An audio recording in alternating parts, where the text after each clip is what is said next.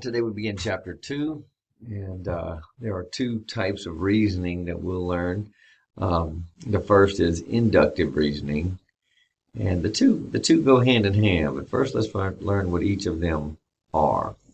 Inductive reasoning today. Inductive reasoning is done all the time. It's what you do when you recognize some pattern and you make a determination of what's going on. For example, I bet you know what to do in this case. What is the next item in that pattern? January, March, May. What we do in the box? If you said July, then you are using inductive reasoning. We recognize the pattern every other month and just predict the next element. Predict the pattern and predict the next element. 7, 14, 21, 28, and the next element would be 35. We recognize that it's the multiples of 7. Predict the next pattern.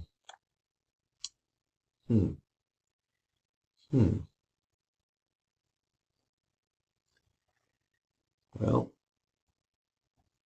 it looks like the triangle is turned counterclockwise a quarter of a turn, then another quarter of a turn, and then another quarter of a turn. That is inductive reasoning. One last one.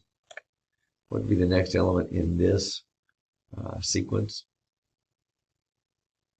And that's easy. You would say add another 0.0004. Divided by 10 each time. Oops. And you can use this definition for inductive reasoning. It's basically basing past experience, using past experience to predict a pattern. Inductive reasoning is the process of reasoning that a rule or statement is true because specific cases are true. It's using experience. When using inductive reasoning and you recognize some kind of pattern, the statement that you come up with when recognizing a pattern is called a conjecture. Let's take a look at the following patterns and see if you can form a conjecture, or at least complete the conjecture that's already started. A conjecture is the product of an even and an odd number is. Before you do it, think of a few experiences. For example, maybe in your head you go, let's see, 2 even, 5 odd, 2 times 5 is 10. 4 even, -6 even, they produce an even number. Odd times even is even. So you complete that conjecture with the product of an even and an odd number is always even. That would be how the conjecture process works from past experience. All right, try another example. Here's the start of a conjecture. The number of lines formed by 4 non-collinear points is, and you might draw 4 non-collinear points, several different arrays of 4 non-collinear points. See how many lines you can connect them with. I've got an example right here. Maybe you jotted down 4 points and tried to connect them. And we count out 1, 2, 3, 4, 5, 6. 1, 2, 3, 4, 5, 6. 1, 2, 3, 4, 5, 6 each time. So maybe the conjecture is 6 lines. Inductive reasoning. And we need to be careful. A conjecture formed through inductive reasoning is a guess. It's an educated guess, if you may, but it's a guess. We don't know that for sure. For sure, it's not proven definitively until we do something like what Euclid did.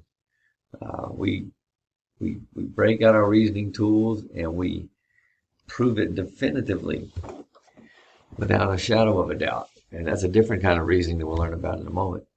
But inductive reasoning has its usefulness.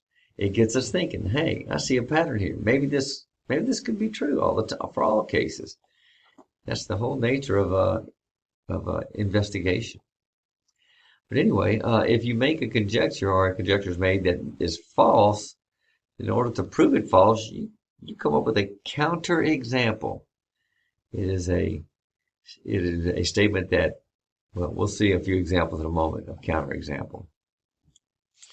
Now, perhaps you or your friend looks at these three images and they say, hey, angle 1 and angle 2 are supplementary.